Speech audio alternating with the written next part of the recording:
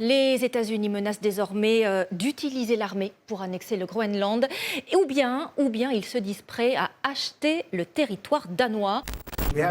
On doit l'avoir. On ira aussi loin qu'il le faut pour l'avoir. On a besoin du Groenland pour des raisons de sécurité. De sécurité, mais pas seulement. Vu de chez nous, un bout de terre très éloigné.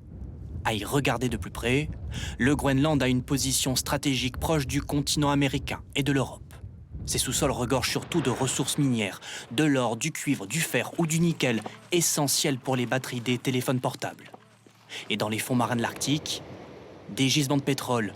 Donald Trump aimerait les exploiter, même si c'est interdit depuis 2021. Le président des États-Unis veut aussi tirer profit de ces routes maritimes. Elles sont de plus en plus praticables avec la fonte des glaces pour développer et accélérer le commerce. Compte-t-il acheter le Groenland comme il le propose ou intervenir militairement sur ce territoire de seulement 56 000 habitants, propriété du Danemark, depuis 3 siècles?